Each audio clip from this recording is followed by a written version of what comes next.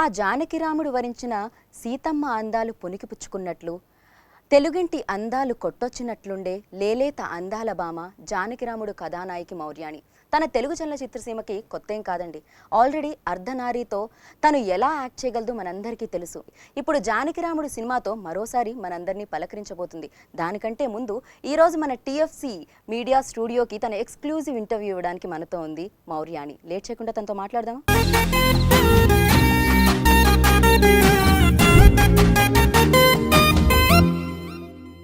So మాట్లాడదాం రండి. Hi మౌర్యాణి.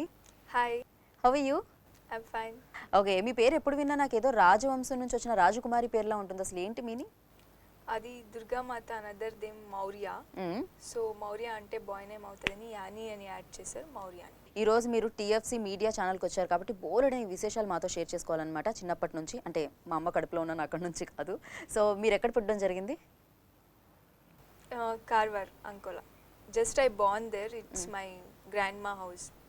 Okay, industry background లేని అమ్మాయికి ఈ ఆపర్చునిటీ ఎలా వచ్చింది అర్ధనారి సినిమాకి? Actually it's a sudden offer to Ardhanaari. అంటే అర్ధనారికి ముందు యాక్చువల్లీ అర్ధనారి సినిమా చూసిన తర్వాత అందరం లైక్ అవాక్కయం మౌర్యాన్ని. లైక్ నేను ఇంటర్వ్యూ చేసిన తర్వాత, ఆ టైంలో ఇంటర్వ్యూ చేసినట్టు you remember or not? So interview చేసిన తర్వాత నేను వెళ్ళి థియేటర్లో చూస్తే మౌర్యాణి ఏనా సైకిల్ తొక్కే అమ్మాయి అనిపించింది అనమాట. సీరియస్లీ అంత స్ట్రాంగ్ లేడీ క్యారెక్టర్ ప్లే చేయడం అంటే అది మామూలు విషయం కాదు. అండ్ యాక్టింగ్ కోర్స్ తీసుకున్నారా మీరు దానికి ముందు? నో. ఇండస్ట్రీ బ్యాక్గ్రౌండ్ లేని అమ్మాయికి ఈ ఆపర్చునిటీ ఎలా వచ్చింది అర్ధనారి సినిమాకి? Actually Ardhanaari movie producer Bharat sir, Bharat Sai వాళ్ళు మా రిలేషన్. వాళ్ళు బళ్ళారిలో ఉంటారు. సార్ ఇక్కడ ఉన్నారు హైదరాబాద్లో విత్ ఫ్యామిలీ. సో అప్పుడు వాళ్ళు ఒకసారి మా ఇంటికి ఫంక్షన్కి వచ్చారు. మా ఇంట్లో ఎలా అంటే ఒక చిన్న ఫంక్షన్ అయినా కూడా అందరూ స్ట్రాంగ్గా రెడీ అవుతారు. Heavy jewellery with heavy makeup అలా ఉంటుంది మా ఇంట్లో. సో అప్పుడు వచ్చి చూసి, లేదు ఇలా మూవీ చేస్తున్నాను. యాక్చువల్లీ వాళ్ళు హీరోయిన్ కోసం వచ్చారు. తర్వాత మేము పిలిస్తే మా ఇంటికి వచ్చి తర్వాత లేదు అమ్ము అంటారు ఇంట్లో, అమ్మునే వేసుకుందాం అన్నారు. తర్వాత ఓకే, యాక్చువల్లీ వాళ్ళ ముందు అందరూ ఓకే ఓకే అన్నారు. తర్వాత నాకైతే బ్యాటింగ్ జరిగింది ఇంట్లో, వద్దు మూవీస్ అన్నీ అలా ఇలా అయింది. తర్వాత స్టోరీ విన్నాను నేను, నాకు ఇష్టమైంది. కొంచెం సౌందర్య మేడం స్టోరీస్ చేస్తారు అలా ఉంది. సో ఓకే అన్నాను. తర్వాత డాడీతో 3 days స్ట్రైక్ చేసి ఫైట్ చేసి అలా ఇలా అలా ఓకే ఫైన్. సో అర్ధనారి సినిమా చేసేటప్పుడు మీకు ఏదైనా టఫ్గా అనిపించిన సీన్ ఉందా? ఎందుకంటే మీకు తెలుగు రాదు కదా. యాక్చువల్లీ నేను కన్నడలో రాసుకొని నైట్ 12 వరకు కూర్చొని అది బహెడ్ చేసి తర్వాత సెట్కి వెళ్ళి okay. That time also I was very afraid because first time నేను కెమెరా ఫేస్ చేస్తున్నాను. సో ఏడ్చాను కూడా.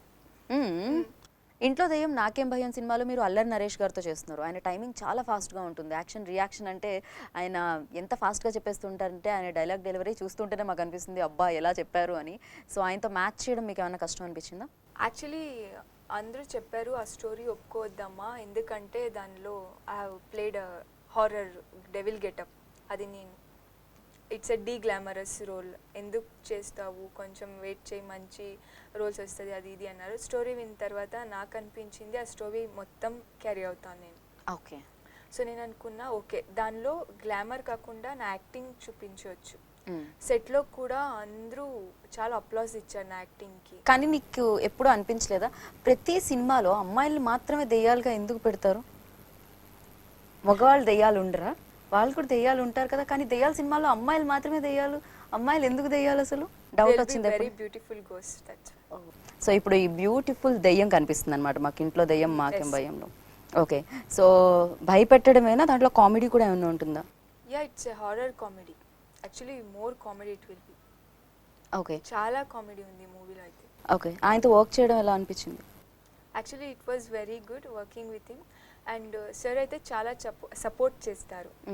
అంటే ఏదైనా సీన్ వస్తే అయ్యో మా ఫేస్లో అది కనపడితే కదా కొంచెం tensions, director sir assistant directors వచ్చి ఎక్స్ప్లెయిన్ చేస్తారు. కానీ అది కొంచెం కనపడితే సార్ వచ్చి అమ్మ చూడమ్మా ఇలా కాదమ్మా ఇలా చేయాలమ్మా అమ్మ అమ్మ అంటూనే ఉంటారు. ఇప్పుడు అంటే రీసెంట్గా నరేష్ గారికి పెళ్ళి అయిపోయింది. సో వైఫ్ ఎక్కడ చూస్తారు అని అమ్మ అమ్మ అని మాత్రమే అనాల్సి వస్తుంది అనమాట కదా, రైట్? రీసెంట్గా తండ్రి కూడా అయ్యారు ఆయన. ఓకే, సో అంత స్లోగా చెప్పరు నరేష్ గారు. అమ్మ అది కదమ్మా Yeah, it ముందు was తీసిన- very speed. మనం అర్థం చేసుకునే లోపు వెళ్ళిపోతుంది డైలాగ్ అయితే. బట్ సీరియస్లీ అంత మంచి యాక్టర్తో మీరు పనిచేశారు, ఎందుకంటే హాఫ్ సెంచరీ ఆయన అంత తొందరగా అనమాట. Yes. యంగ్ హీరోస్లో 50 సినిమాలకు పైగా చేసేసారు అంటే అల్లరి నరేష్ గారికి మాత్రమే ఆ క్రెడిట్ దక్కుతుంది. ఈ 3 రోల్స్లో అర్ధనారి, జానకిరాముడు, ఇంట్లో దయ్యం, నాకేం భయంలో ఈ 3 క్యారెక్టర్స్లో ఏది which is your favourite? First choice is best choice always.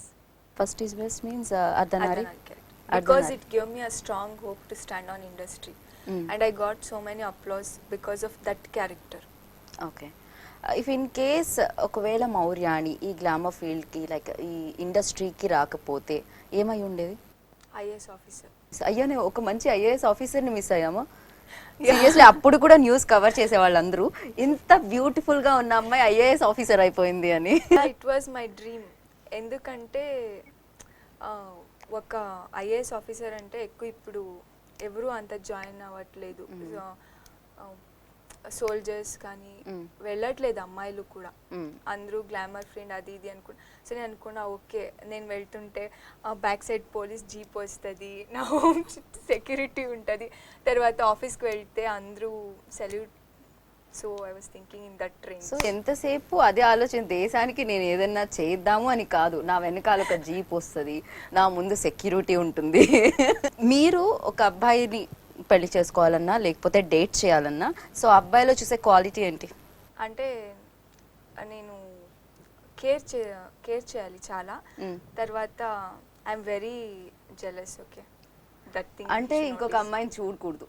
Yes, and he should follow my words. ఎప్పుడు కూడా నన్ను ఒక్కదాన్నే వదిలి మాల్కి కానీ ఫ్రెండ్స్తో మూవీస్ కానీ వెళ్ళకూడదు. ఈ అందరు హీరోస్లో బాయ్ ఫ్రెండ్ క్వాలిటీ ఎవరికి ఉంది? యూనో మౌర్యానికి బాయ్ ఫ్రెండ్ అవ్వాలి అంటే కొంతమంది లిస్ట్ ఇస్తాను ఆప్షన్స్. సో ఈ ఆప్షన్స్ నుంచి చూస్ చేసుకోవాలి. జూనియర్ ఎన్టీఆర్, రామ్ చరణ్ తేజ్, అల్లు అర్జున్, అలాగే Varun Tej. Actually leaving this 4 members I need Pawan Kalyan sir. Pawan గారు ఇప్పుడు నేను కూడా అరవాలి ఓ అని, ఎందుకంటే ఆయన పేరు వస్తే అరుస్తూనే ఉంటారు కాబట్టి.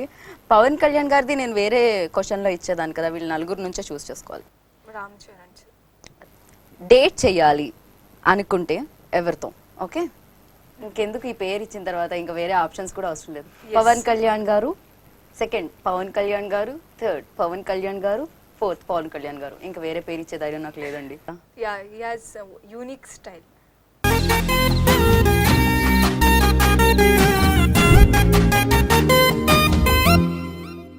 వాళ్ళు అలాగే ఇప్పుడు రిలీజ్కి ఉన్నాయి 2 ఫిలిమ్స్, ఇంట్లో దయ్యం, నాకేం భయం, అలాగే జానకి రాముడు. సో జానకి రాముడు మొత్తం అంతా మాకు ఆ నేచర్ చాలా బాగా కనిపిస్తుంది, యూనో ఆ గ్రీనరీ ఎక్కువ కనిపిస్తుంది. ఈ రోజుల్లో కావాల్సింది అదే కదా, యూనో సినిమాటోగ్రఫర్ చాలా బాగా వర్క్ చేశారు దానికి. దాని గురించి చెప్పండి, ఎలా ఉంటుంది లైక్ అదంతా? ఏ ఊర్లో జరిగింది షూటింగ్ పార్ట్ అంతా? Palakollu, Araku. So they are very good locations. So ఈ క్యారెక్టర్ ప్లే చేసినప్పుడు ఏదైనా మీకు టఫ్గా అనిపించిందా? యూనో ఆ ప్లేసెస్కి వెళ్ళి అక్కడ నేటివిటీని అర్థం చేసుకొని చేయడం? Yeah, we went to Godavari river. అప్పుడు ఒక సీన్ ఉంది, హీరో నాకు పట్టీలు ఇస్తాడు, అది కట్టుకొని జంప్ చేయాలి బోట్లో. It was a very small boat. Oh my god, బోట్లో వాటర్లో ఉన్నప్పుడు అది మునిగిపోతే? That to in middle. ఓయ్. So I was little bit okay sir, okay okay I do. So I was like that. Then fine Naveen was also telling please jump slowly please. He was like that, slowly slowly. He was like okay, నా ప్రాణాలు నీ బోట్లో ఉన్నాయా, నీ పట్టీల కోసం నన్ను పోగొట్టకు అని. Janaki రాముడులో perform చేసేటప్పుడు అంటే ఒక తెలుగింటి అమ్మాయిలా పర్ఫామ్ చేయాలి కాబట్టి నాకు తెలిసి ఆ సీన్స్ చాలా ఉండుంటాయి. And you remember any scene, that kind of scene? Okay, ఒక సీన్ చూద్దాం ఏదైనా దాంట్లోంచి, విచ్ ఈజ్ యువర్ బెస్ట్. అది ఇప్పుడు మా ముందు చేసి చూపించాలి. నేను చనిపోయే సమయంలో నా కళ్ళులో చూసే ఆఖరి రూపం నీదై ఉండాలి. Back side hero will be there. Okay, so ఫ్యూచర్లో మీరు లైక్ ఇండస్ట్రీలో ఏ పొజిషన్లో ఉండాలి అనుకుంటున్నారు? పీపుల్స్ నన్ను 100 years రిమెంబర్ చేసుకోవాలి. లైక్ సావిత్రి గారి సినిమాలు ఎప్పుడు మర్చిపోలేం, సౌందర్య గారి సినిమాలు ఎప్పుడు మర్చిపోలేం, దట్స్ వే. అలానే సో తెలుగు ఇండస్ట్రీలో సౌందర్య గారి తర్వాత మౌర్యాని అలా చేస్తుంది అనిపించుకోవాలనా? Yeah, so many people actually they give me that compliments also. So fixed.